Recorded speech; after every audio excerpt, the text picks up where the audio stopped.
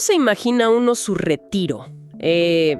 Tranquilidad, viajar, tiempo para dedicarle a lo que nos gusta. Para muchas personas en México, esa imagen que quizá parecía más o menos clara hace unas décadas, hoy se ve, pues, distinta. Hay como una sensación de incertidumbre, ¿no? Flotando en el aire cuando se habla de jubilación. Sí, totalmente. Es un tema que genera mucha inquietud.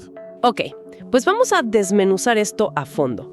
Hoy queremos meternos de lleno en cómo se transformó el sistema de pensiones aquí en México. Un cambio que, le dio la vuelta a las reglas del juego para millones. Queremos entender no solo qué cambió exactamente, sino qué significa eso para nuestras finanzas personales, para la planificación a largo plazo. Tenemos material que nos da una perspectiva interesante sobre este nuevo escenario y la mentalidad que parece necesaria ahora. Es un tema crucial, sin duda. El punto de quiebre, digamos, fue una reforma legal muy significativa. Esto fue hacia finales de los 90. Sin meternos en tecnicismos legales, lo esencial, lo que hay que entender, es que esta reforma cambió por completo cómo se financia y cómo se accede a la jubilación, al menos para la mayoría de los trabajadores del sector privado formal. Se pasó de un modelo a otro, pues radicalmente distinto. Hablas de un cambio radical. A ver, ¿puedes describir cuál fue la esencia de esa transformación? El material que estuvimos viendo le pone mucho énfasis al paso a cuentas individuales. Exacto. Ese es el corazón del cambio. Antes de la reforma, lo que predominaba era un esquema, podríamos llamarlo de beneficio definido. La pensión estaba más ligada a tus últimos salarios, a un fondo más colectivo, ¿sabes? Y la reforma introdujo este sistema basado en la capitalización individual. Y aquí es donde entran las famosas AFORES, las administradoras de fondos para el retiro. AFORES, claro. Las oímos mencionar todo el tiempo. Pero ¿cómo funcionan exactamente en este nuevo esquema? ¿Qué son? Pues mira, piénsalas como cuentas de ahorro personales. Son obligatorias para el retiro. Durante tu vida laboral, si estás empleado formalmente, una parte de tu salario, junto con aportaciones de tu patrón y una pequeña parte del gobierno, se va depositando en esta cuenta individual. Y esta cuenta la maneja una AFORE. Y lo que hacen estas administradoras es invertir esos fondos, buscando que crezcan, que generen rendimientos a largo plazo. Específica a lo largo de los años, ¿correcto? O sea, lo que yo aporté, lo del patrón, lo del gobierno y lo que hayan ganado esas inversiones. Precisamente. Exactamente eso. Y aquí, fíjate, está uno de los cambios más fundamentales en la percepción y en la realidad del retiro. La pensión ya no es una promesa basada en un cálculo sobre tus últimos sueldos. No. Ahora es el resultado directo del saldo que tengas acumulado en esa cuenta personal justo al momento de jubilarte. Y esto, claro, mete variables que antes no eran tan determinantes para el trabajador promedio. Cosas como, los rendimientos de las inversiones, la volatilidad de los mercados y qué tan constante fuiste aportando durante décadas. Entiendo. Eso significa que factores como, una crisis financiera o si te quedas sin empleo formal por un tiempo, todo eso puede impactar directamente el monto final de tu pensión y de una manera mucho más visible que antes, ¿verdad? Correcto. La responsabilidad, o al menos el resultado final, recae mucho más en la trayectoria individual de cada quien. Así es. Es un sistema donde la conexión entre tu esfuerzo de ahorro, sea voluntario u obligatorio, y el resultado final es mucho, mucho más directa. Y ojo, junto con este cambio en el mecanismo de cómo se junta el dinero, la reforma también ajustó los requisitos para poder acceder a ciertos beneficios. El material que vimos menciona eso. Habla de que se ampliaron requisitos, como necesitar más semanas cotizadas. ¿Qué implica esto en la práctica? Bueno, las semanas cotizadas se refieren básicamente al tiempo que una persona ha estado empleada formalmente, registrada ante el Seguro Social y por lo tanto, contribuyendo al sistema. La reforma aumentó el número mínimo de semanas que necesitas para tener derecho a ciertas cosas, como la pensión garantizada por el Estado, por ejemplo. Aunque el material no nos da cifras exactas, el mensaje es claro. Las condiciones para calificar se volvieron más estrictas en algunos aspectos. Ahora se requiere una carrera laboral formal, más larga y sobre todo continua. Ok, entonces tenemos cuentas individuales donde el resultado depende del ahorro y los rendimientos. Y por otro lado, requisitos más exigentes en cuanto al tiempo trabajado formalmente. Con este panorama, el material introduce una idea que, la verdad, llama la atención. Sugiere que esperar que el Estado por sí solo te garantice un nivel de vida satisfactorio en la vejez se considera un riesgo. ¿Cómo interpretamos eso? Suena fuerte. Es una perspectiva interesante, ¿sí? La que plantea el material. No parece ser tanto una crítica a que exista un sistema público o una pensión base, ¿eh? Más bien suena como una advertencia sobre la suficiencia de esa pensión base. O sea, ¿alcanzará para cubrir las expectativas y necesidades de un retiro cómodo? Lo que sugiere es que, dado cómo está diseñado el sistema actual, con las cuentas individuales y los montos que realísticamente se pueden juntar solo con las aportaciones obligatorias, pues confiar exclusivamente en la pensión de la Afore podría dejar a mucha gente por debajo del nivel de ingresos que esperaba o al que estaba acostumbrada. O sea que la red de seguridad podría existir, ¿sí? Pero quizá no sea suficiente para mantener el estilo de vida deseado, o incluso para cubrir todas las necesidades, ¿no? Sobre todo si piensas en cosas como la inflación o gastos médicos que no esperabas en la vejez. Exactamente. El análisis apunta justo a esa posible brecha, la diferencia entre lo que el sistema por sí solo te puede ofrecer y lo que una persona considera un retiro confortable. Por eso presenta la dependencia exclusiva en la Afore como una potencial vulnerabilidad financiera. No lo dice como si fuera una falla del sistema en sí, sino como una característica de este modelo de capitalización individual. El resultado final varía muchísimo de persona a persona y pues puede que no sea suficiente para todos. Aquí es donde la cosa se pone realmente interesante, porque si depender únicamente de esa cuenta es un riesgo, el análisis va un paso más allá. Afirma que alcanzar la libertad financiera ya no es solo una aspiración, algo deseable, sino que se ha convertido en una necesidad. Eso es una declaración potente. ¿Qué significa libertad financiera en este contexto? Es una afirmación fuerte, sí, y encapsula perfectamente el cambio de paradigma del que hablábamos. Si la base de tu jubilación, la Afore, podría no ser suficiente por sí sola para garantizarte el bienestar que buscas, entonces, pues, la capacidad de generar ingresos adicionales, tener otras fuentes de sustento o simplemente haber acumulado un capital propio importante, se vuelve crucial. En este contexto, libertad financiera no significa necesariamente ser millonario, ¿eh? Significa tener los recursos suficientes para no depender única y exclusivamente de la pensión pública o de la Afore, para poder cubrir esa posible brecha de la que hablábamos y tener un colchón para imprevistos o para mantener un cierto nivel de vida. Entonces, ya no es qué bueno sería tenerlo, un extra para quien pueda. Se vuelve una pieza fundamental del rompecabezas para asegurar una vejez tranquila bajo las reglas actuales. Si el pilar principal que te da el sistema puede quedarse corto, la responsabilidad de construir otros pilares adicionales recae en uno mismo. Esa es la lógica que parece desprenderse del análisis, sí.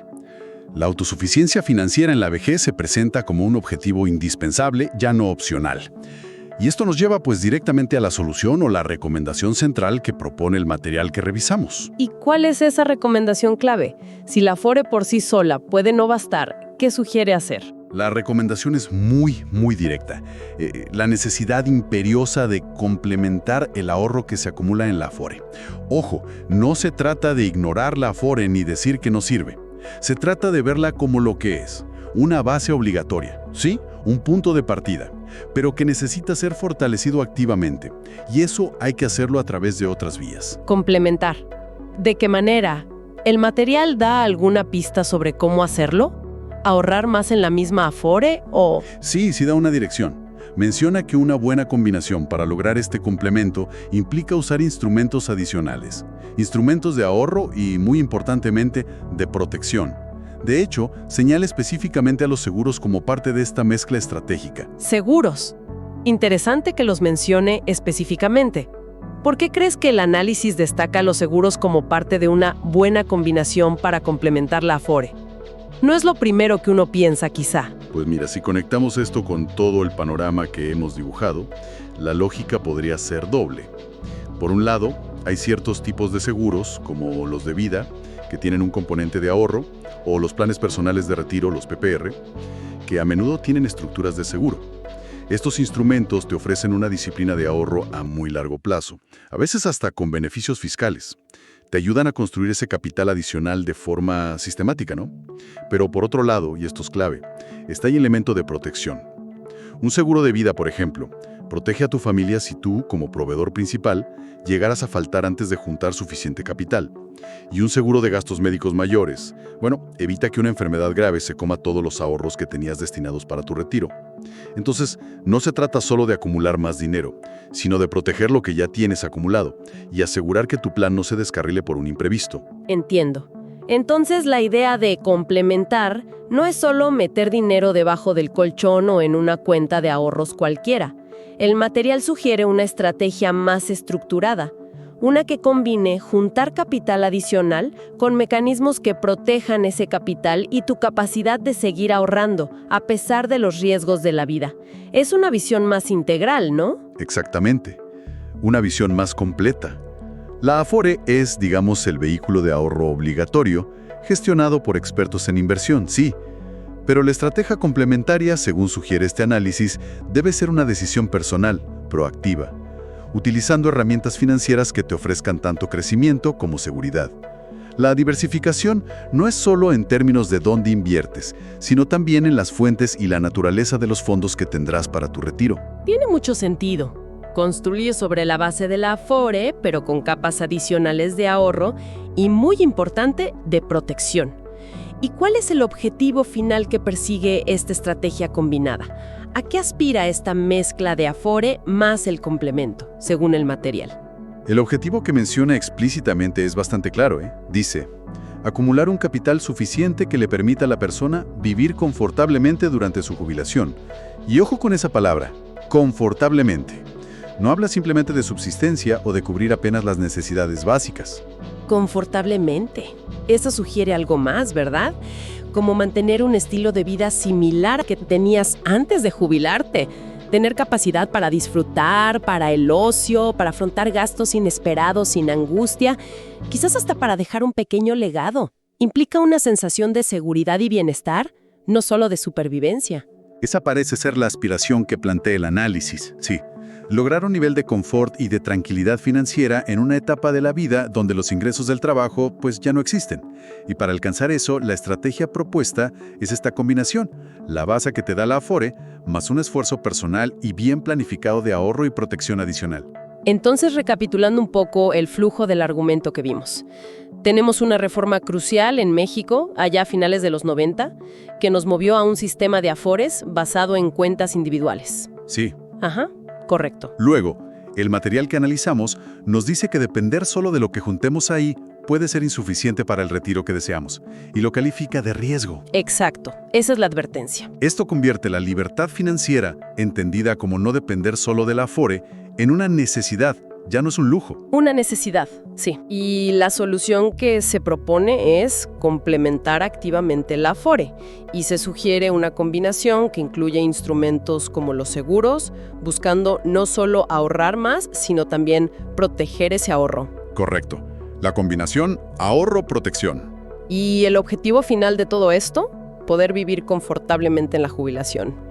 ¿Así lo resumirías? Es una excelente síntesis del recorrido que hicimos por las ideas presentadas. Captura perfectamente la esencia del diagnóstico y también de la recomendación. Hay un último matiz, fíjate, que me pareció curioso en el material. Algo relacionado con la actitud. ¿La actitud? ¿A qué te refieres? ¿Cómo que la actitud? Sí, el texto sugiere abordar todas estas cuestiones. La incertidumbre, la necesidad de planificar, de complementar, con una actitud positiva y de forma agradable. Puede sonar un poco, no sé, fuera de lugar en un tema financiero tan serio, pero creo que tiene un propósito. ¿Cuál sería ese propósito? ¿Evitar que la gente se deprima con la noticia de que tiene que ahorrar más? Jaja, quizás en parte, pero creo que va un poquito más allá. Podría interpretarse como un intento de reencuadrar la planificación para el retiro. En lugar de verla como una carga pesada, una fuente de estrés o como admitir que el sistema no alcanza, te invita a verla como un acto de empoderamiento, como tomar las riendas de tu futuro financiero, construir activamente la vejez que deseas, de una manera proactiva, organizada y sí, quizás hasta con cierto optimismo. Enfocarse en lo que sí puedes controlar tú. Entiendo. Cambiar el chip, ¿no? Pasar del qué miedo el futuro al, ok, ¿cómo construyo el futuro que quiero? Con las herramientas que tengo y las que puedo conseguir. Es un enfoque psicológico interesante para un desafío que, admitámoslo, puede ser abrumador para muchos. Exacto. Reconoce la realidad del sistema actual, sí, pero pone el énfasis en la agencia individual, en lo que cada uno puede hacer, y en la planificación como un proceso constructivo. Muy bien, pues creo que hemos exprimido bastante las ideas clave de este análisis sobre el panorama actual del retiro en México. Para cerrar, un resumen muy concreto, la reforma de pensiones cambió drásticamente el escenario.